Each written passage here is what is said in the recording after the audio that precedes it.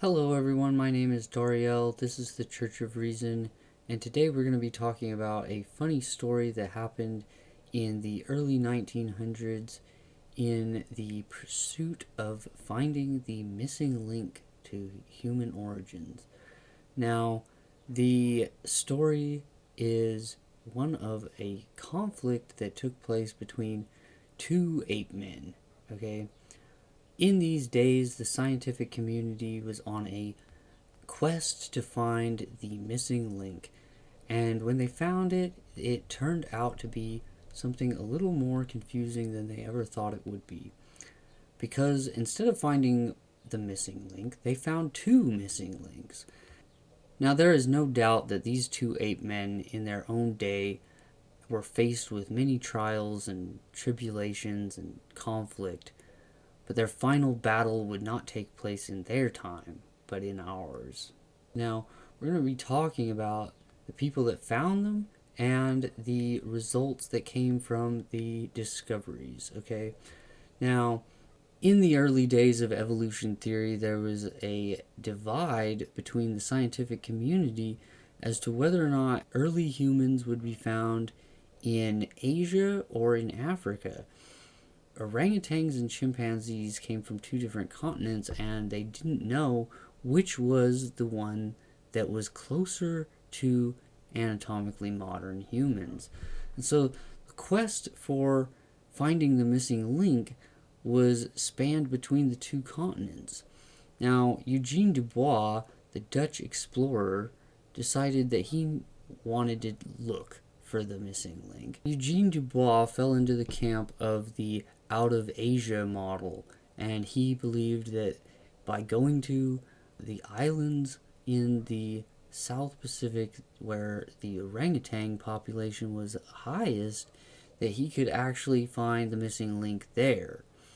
And so he set off on a quest to discover the missing link.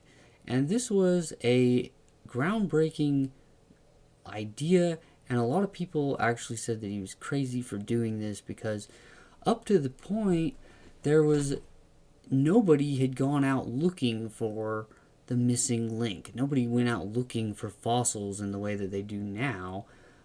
What happened was people would kind of stumble on these things. They'd be digging for things, and they would, find a skull, and they'd go, this is weird. And then, they'd take it to people that would research that kind of thing.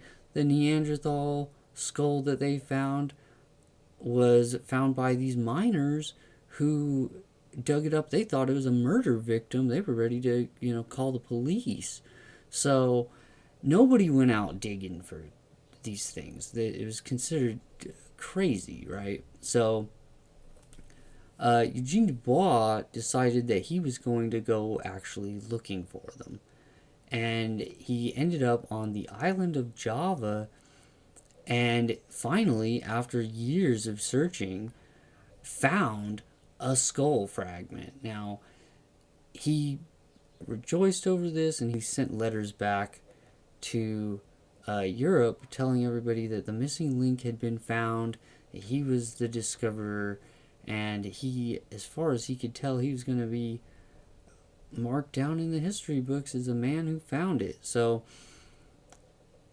when he got back, there was a problem, okay? And you kind of have to understand the situation that the scientists were feeling. Because here you have a guy that comes back from a long trip. He's been out missing for ages. And he comes back and he's telling people, I found the skeleton of an ape man. And everybody gathers around, astonished, amazed, trying to poke their heads into this room that he's in, trying to see what he found, right? And you can imagine the kind of disappointment when he reaches in this box and he pulls out the top half of a weird looking head, and everybody sort of just looks at it and goes, that's it? That's the whole thing? And then he's going, well, no, we got a leg bone too. So, people are walking out of this thing going, yeah, that was weird, but does it prove evolution? Skepticism crept over these people pretty quickly. So, for ages, the discovery was mostly had a certain kind of rise at the beginning, and then it just kind of dwindled off as they carried on. So it was, the missing link was, as far as they could tell, was still missing, and so nobody really knew what to make of it. It was, the Reconstructionists were at total liberty to do what they wanted with the thing. So there it sat, right? Now, Eugene Dubois was really offended by the response that came from the scientific community and the amount of skepticism that came with the discovery. And eventually he got kind of fed up and he stopped showing it, he stopped telling people about it. He just kind of wanted to forget the whole thing. And he was pretty devastated by the response that came from the rest of the world. Now, 20 years later came a man from England named Charles Dawson. And what this guy discovered was so weird that the likes of which had never been seen before or since. And this discovery was called the Piltdown Man. Now, what it was a strange looking human that had a very modern look to the skull, but it had very primitive teeth, and the jaw was completely different from what had previously been found. And so the scientific community gathered around to see this thing, and when they saw it, they were completely taken aback by how strange it was. And it was pretty much exactly what people had expected to find according to the theory of evolution. It was so odd that the thing instantly became a sensation. Now, for years, this thing was the dominant form of early man. Okay, this thing was the epitome of the missing link and was used to prove evolution. And so, for a long time, the Java Man was regarded as a strange looking person or probably just an ape. Everything sort of changed when the Piltdown discovery was made, and the Java Man was sidelined into this other category of some sort of ape that was ancient but not related to humans. And the Piltdown Man was the definitive ape man that was the missing link for the years to come. Now, everybody was realizing now that there was now proof that humans had evolved from apes. And what was strange about the thing was that it was found in the most unlikely place imaginable, which was somewhere in England, which was not the main idea of where the ape man would come from. So now there was this sort of out of England theory that was taking front and center stage in the Paleolithic world. Okay, somewhere in England was the origins of all mankind. Okay, and what happened was that they started looking for more evidence of early man, and someone found a skeleton in Asia, in China, that they call Peking Man. And it was, over the years, they found out that the Java Man that Eugene Dubois found was in fact the same species as the Peking Man. And so they had a full skeleton, a full head of a Homo erectus. Okay? And this changed everything. Suddenly, the Java Man was the missing link. And this led to a problem because we already had one. We had another species that was the missing link. And so there was two missing links, and which one was related to people and which one was not was a major confrontation that was rising in the world, okay? And the confusion that came from this was profound, okay? They had no idea which was the real one. Some people thought that because of the look of the Java Man, it was unknown as to whether or not it was human or not. Was it half ape, half man, or was it just an ape? And it was starting to look more human like as they found more skeletons of them. Now, the Piltdown Man had only the one discovery, and there was nothing coming forward from this. Now, Charles Dawson, in his later years, right before he died, was announcing to the world that he had found a second one, okay? But it never materialized, okay? And over the years, people started to wonder about the Piltdown Man.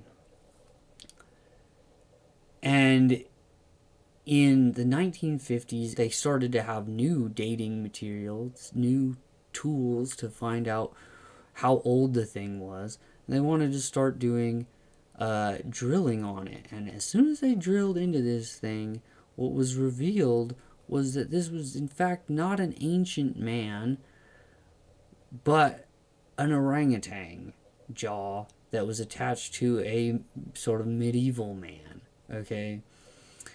And they started to wonder what was going on with this skull.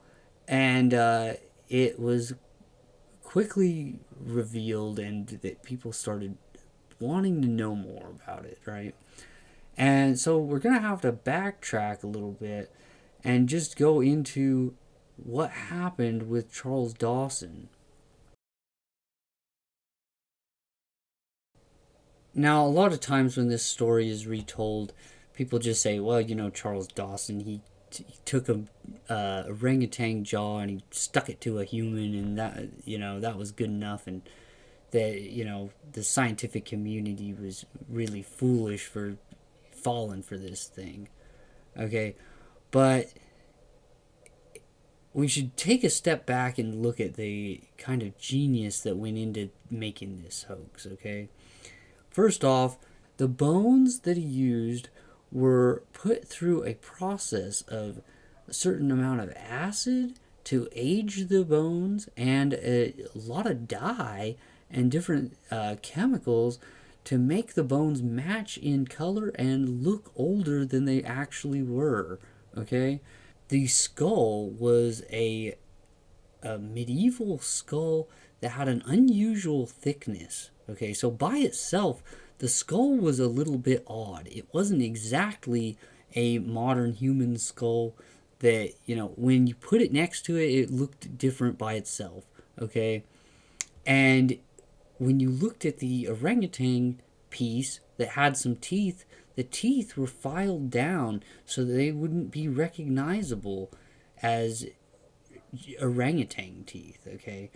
And he purposefully broke off the pieces where the jaw would attach, okay? And in this way, the reconstructionists were left with the job of attaching the jaw through, artificial means, through speculation and stuff, right? And so, by having missing pieces that were being filled in by the reconstructionists, the thing took shape and had a life of its own, okay?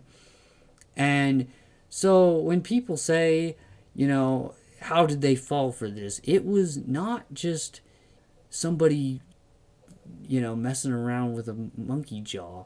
This was some next level shenanigans that was taking place, okay? Now, this led to an entirely different view on the Paleolithic, and it caused people to imagine a very different world in the past, okay?